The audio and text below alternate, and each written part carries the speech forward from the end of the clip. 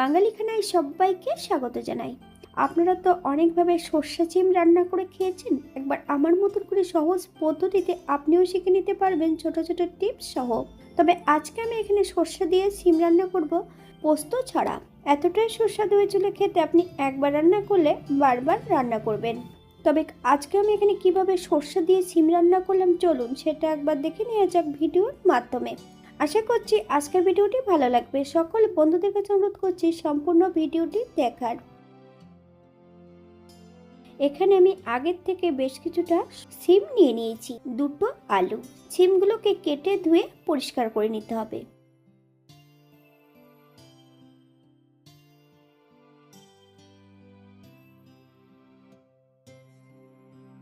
অপর দিক থেকে বেশ কিছুটা গোটা মশলা রেখেছি, বেটে নেব। 1 চামচ জিরে আর 1 চামচ সাদা সর্ষে, দুটো কাঁচা লঙ্কা, সামান্য একটু জল দিয়ে একটা মিহি পেস্ট তৈরি করে নিতে হবে।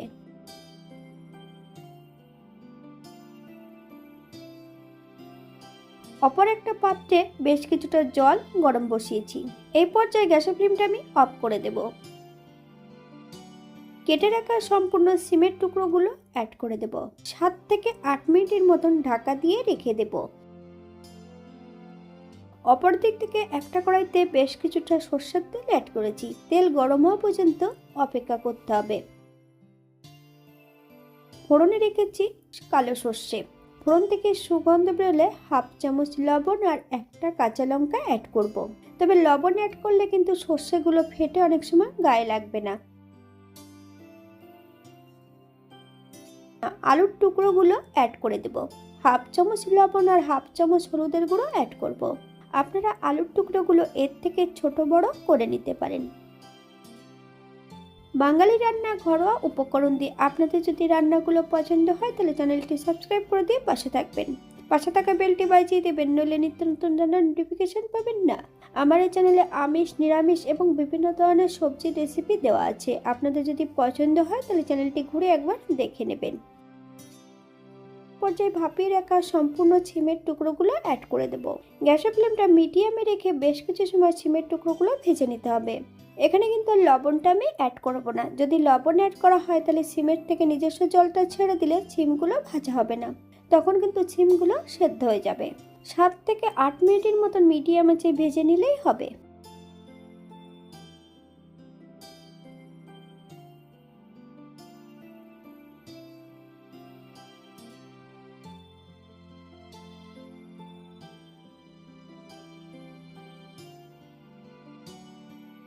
8 মিনিট পর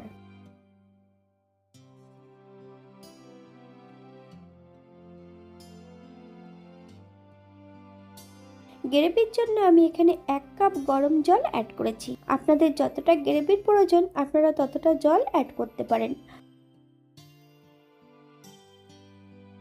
1/2 চামচ হলুদের গুঁড়ো।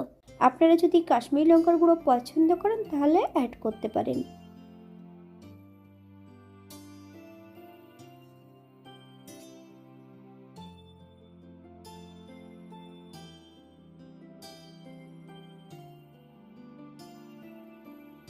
গ্যাসের ফ্লেমটা মিডিয়ামে রেখে 4 থেকে 5 মিনিটের জন্য ঢাকা দিয়ে রেখে দেব।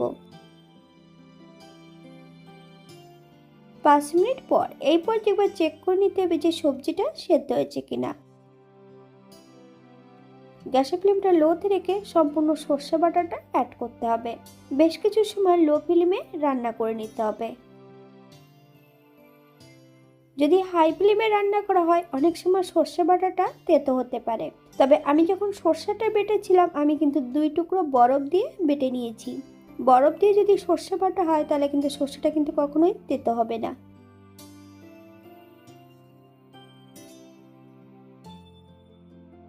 স্বাদের জন্য 1/2 চামচ চিনি।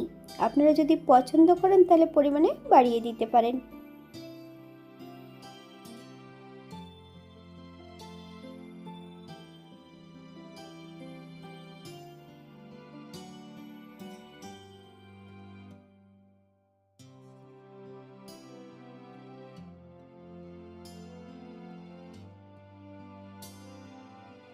বেশ কিছুটা ধনেপাতা কুচি অ্যাড করব। 1 চামচ কাঁচা সর্ষের তেল। আপনারা যদি পছন্দ করেন তাহলে পরিমাণে বাড়িয়ে দিতে পারেন।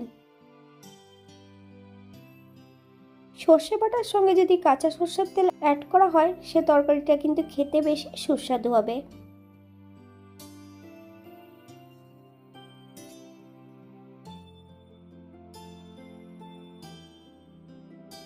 গ্যাসের ফ্লেমটা অফ করে দিয়ে 5 মিনিটের জন্য স্ট্যান্ডিং টাইম দিতে হবে, তারপর সার্ভ করব।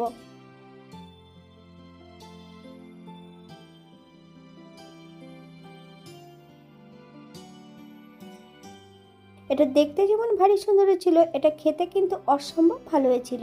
আপনারা বাড়িতে একবার একই পদ্ধতিতে বানিয়ে নেবেন। আপনারা যদি পেঁয়াজ, রসুন বা অন্য অন্য মশলা যদি পছন্দ করেন, অ্যাড করতে পারেন।